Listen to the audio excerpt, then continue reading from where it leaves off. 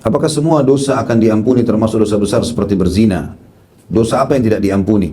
Kalau Anda yang bertanya ini masih hidup, semua dosa diampuni. Apapun. Inna Allah yaghfiru dzunuba jami'ah dalam surah Az-Zumar. Allah mengampuni semua dosa. Durhaka sama orang tua, jahat sama apapun. Selama masih hidup. Taubat nasuha. Sekarang ini taubat nasuha. Cuma dosa ada dua macam. Ada dosa yang berhubungan dengan hak Allah saja. Seperti kasus misalnya tidak sholat, ya, tidak puasa. Itu haknya Allah. Kalau teman-teman taubat nasuha kepada Allah, Allah maha pengampun. Allah bisa maafkan sebanyak apapun dosa kita. Tapi kalau berhubungan dengan hak manusia, kayak ghibah, gunjing, fitnah, mencuri, memukul, ya, menjatuhkan martabatnya lah, apalah segala macam, ini hubungan sama manusia. Maka ini syaratnya harus taubat kepada Allah karena Allah larang, dan harus mengembalikan haknya orang itu. Memperbaiki namanya kah, mengembalikan barang yang pernah dicuri kah, itu harus. Allah subhanahu wa ta'ala menjadikan dosa di antara kita, itu adalah kita yang selesaikan. Tapi kita harus taubat dengan Allah subhanahu wa ta'ala. Tapi dosa dengan dia, langsung dengan Allah, maka Allah akan maafkan. Ya. Jadi ini Allah subhanahu wa ta'ala akan maafkan. Walaupun berzina berulang-ulang, walaupun membunuh berulang-ulang, semua ini insya Allah akan dimaafkan oleh Allah. Yang tidak diampuni teman-teman sekalian, kalau orang meninggal tidak sempat taubat. Ini pun dibagi dua lagi oleh para ulama ahli sunnah wal jamaah. Kalau dia berbuat dosa selain syirik, selain kekufuran, selain kemunafikan, ya, dalam arti kata betul-betul dia muslim tapi dia punya dosa-dosa, maka ini namanya selain kemusyrikan, artinya tidak menyekutukan Allah.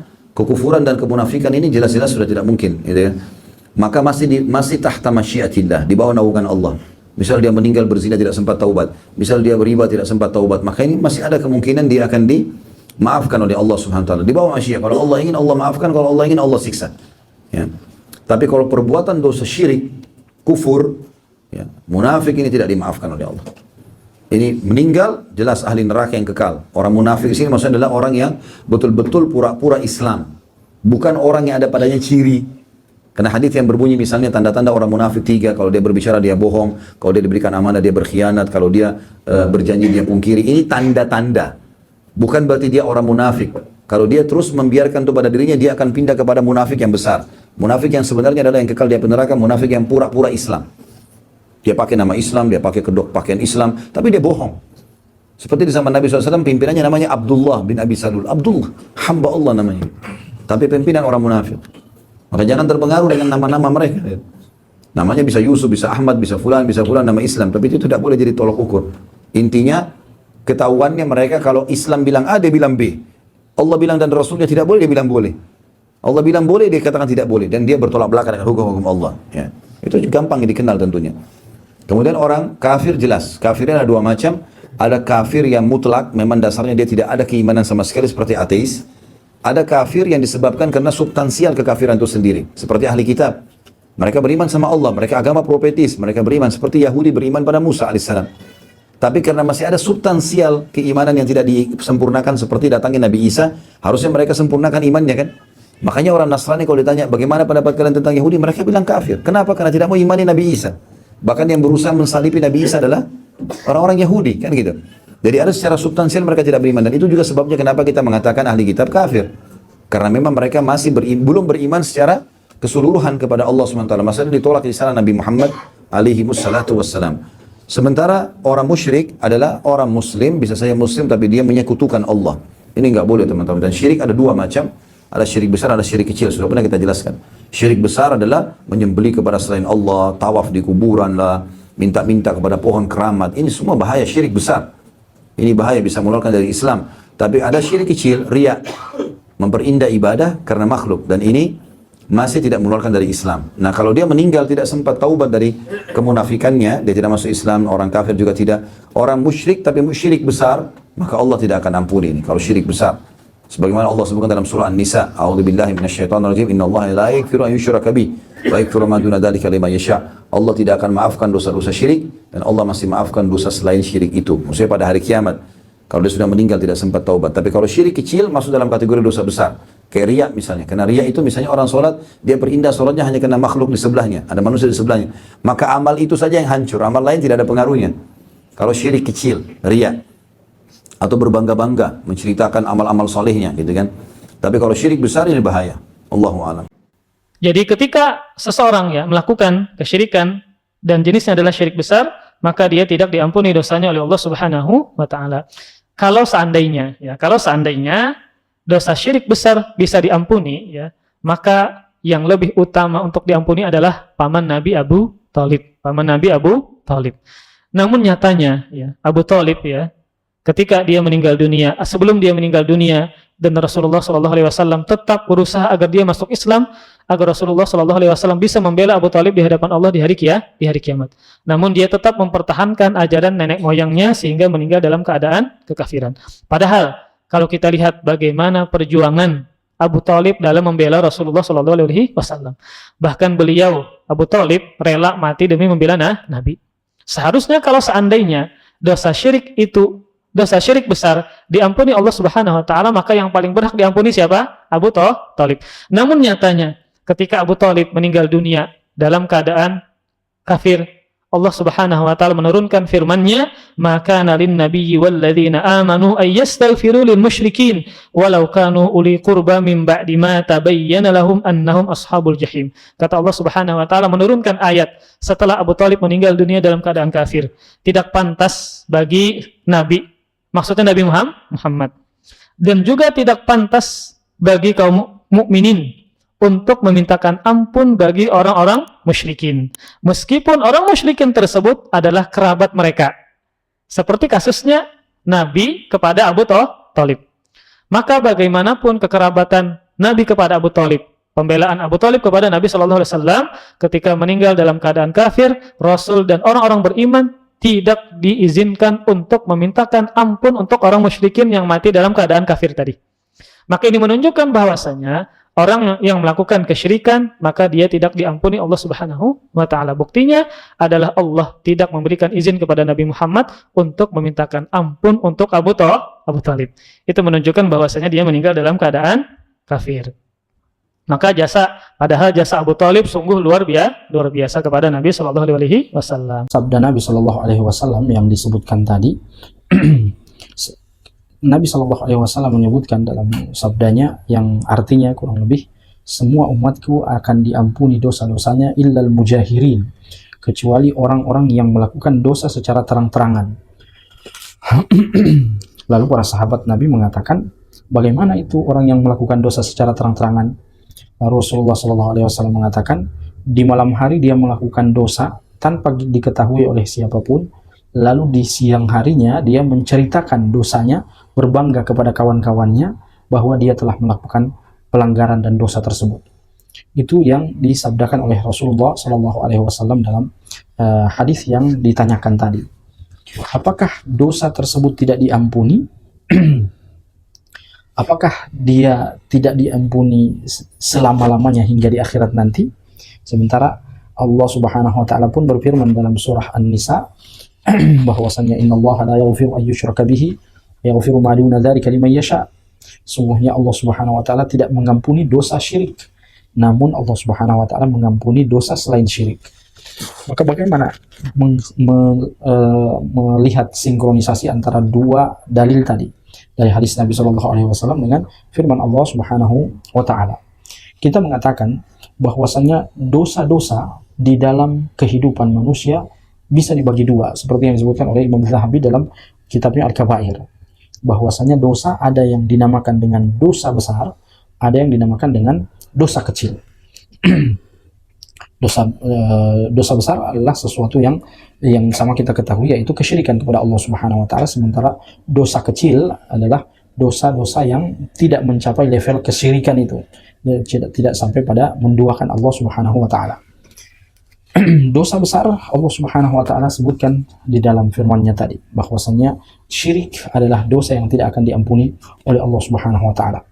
Sehingga dengan demikian kita mengatakan bahwasanya jika ada seorang muslim yang melakukan dosa besar di malam harinya, dosa besar, lalu dia mempertontonkan dosanya itu, dia berbangga dengan dosanya itu. Mungkin di malam harinya dia melakukan dosanya, kemudian di siang harinya dia menceritakannya, seperti dalam sabda Nabi Sallallahu Alaihi Wasallam tadi. Atau dia melakukan secara terang-terangan, banyak orang melihatnya, lalu dia berbangga dengan dosanya itu, maka dosa besar seperti ini tidak akan diampuni oleh Allah Subhanahu wa taala. Adapun jika orang itu melakukan dosa kecil, lalu dia mengikutkan dengan istighfar kepada Allah Subhanahu wa taala, maka dosa itu ada kemungkinan akan diampunkan oleh Allah Subhanahu wa taala. Karena begitu banyak dalil-dalil yang menunjukkan bahwasannya Allah Subhanahu wa taala selalu menerima taubat dan permintaan ampun dari hamba-hambanya. Di antaranya adalah firman Allah Subhanahu wa taala, "Wa qul li ibadiyalladzina asrafu ala anfusihim la taqnatu min rahmatillah innallaha yaghfiru dzunuba jami'a." Wahai Muhammad, sampaikanlah kepada umatmu, jangan kalian putus asa dengan rahmat Allah Subhanahu wa taala. Innallaha yaghfiru dzunuba jami'a, sesungguhnya Allah Subhanahu wa taala mengampuni semua dosa-dosa yang ada. Para ulama mengatakan bahwasannya Allah dengan maha kasih dan sayangnya kepada hamba-hambanya, beliau Allah Subhanahu wa taala siap untuk mengampuni semua dosa-dosa hambanya selama dia ingin bertobat kepada Allah Subhanahu wa taala. Sampai dosa syirik pun, iya, sampai dosa syirik pun, yang penting dia belum meninggal, dia sempat bertaubat. Dosa syirik itu yang disebutkan dalam surah An-Nisa tadi, yaitu dosa yang tidak diampuni oleh Allah Subhanahu wa taala jika seorang meninggal dalam keadaan syirik. Jika seorang meninggal dalam keadaan syirik, maka dosa syiriknya itu tidak akan diampuni oleh Allah Subhanahu wa taala. Namun dengan kemahaagungnya Allah atau kemaha pengampunannya Allah Subhanahu wa taala, semua dosa Allah bisa ampuni. Walaupun itu dosa syirik, selama manusia itu belum merenggang nyawa atau sebelum sakratul maut, maka dosanya bisa diampuni oleh Allah Subhanahu wa taala. Buktinya bahwasanya para sahabat dahulu kala adalah di antara mereka ada penyembah-penyembah kepada selain Allah Subhanahu wa taala. Namun ketika mereka masuk Islam, maka semua dosa-dosa telah diampuni oleh Allah Subhanahu wa taala. Kata Nabi sallallahu alaihi wasallam, "At-taubatu tajubu ma qablaha."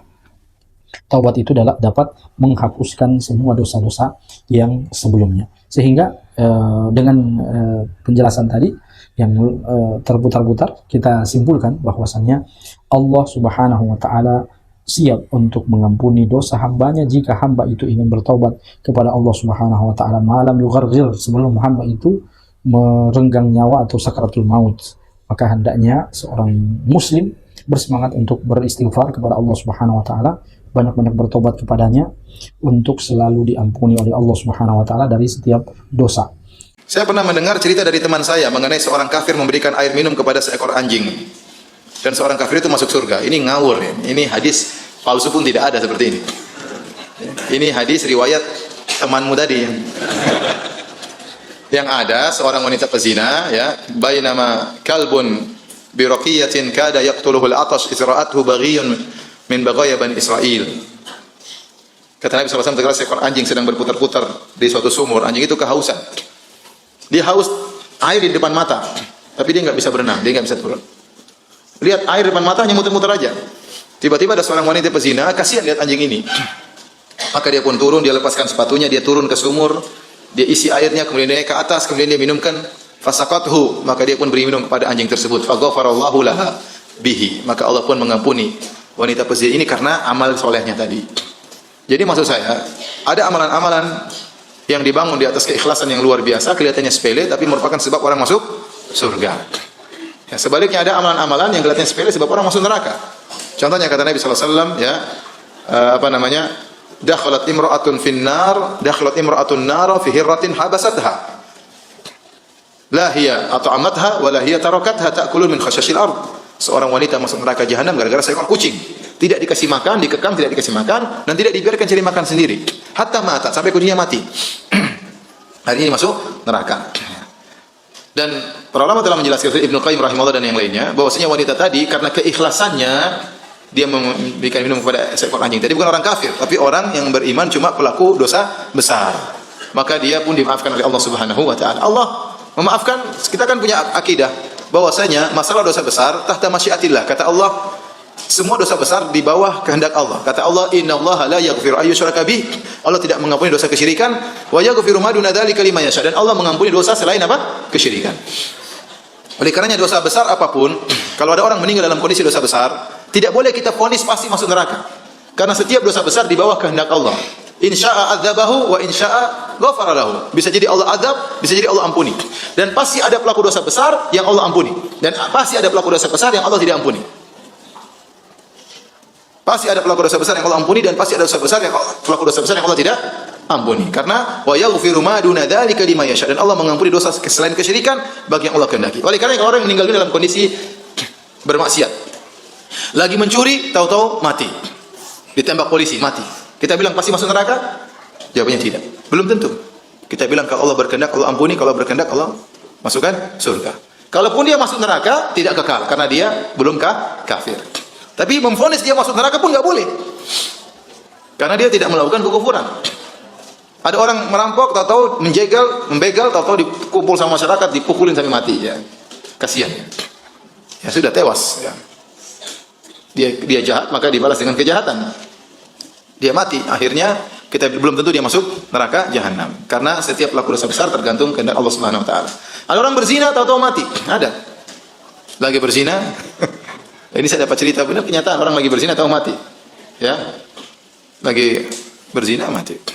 Ada orang meninggal, ya, sedang asik nonton film porno, tahu-tahu meninggal.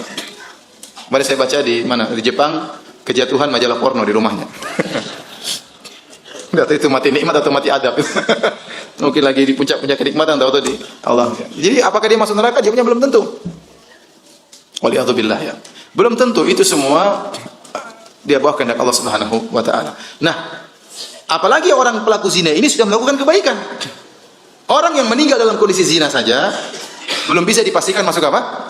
Neraka. Apalagi wanita ini sudah melakukan apa? Kebaikan. Maka dia sudah kasih minum kepada anjing tersebut. Maka Allah ampuni dosanya gara-gara hal tersebut. Sebenarnya Allah menjelaskan bahwasanya yang buat dia diampuni sebenarnya bukan masalah memberi kepada anjing tersebut, tapi keikhlasan yang ada dalam hatinya. Karena waktu itu tidak ada orang yang lihat, ya. Dia tolong anjing tersebut dengan agak susah turun ke sumur, itu pekerjaan perempuan susah. Kemudian pada saat muqaha dia lepaskan sepatunya, menjelaskan bahwasanya dia pegang sepatu dan manjat tidak susah, tidak gampang. Kemudian minum kepada anjing, hewan yang hina. Setelah itu anjingnya pun pergi, tidak bilang jazakillah khairan. Jadi dia benar-benar ikhlas. Karena keikhlasan itu maka diampuni.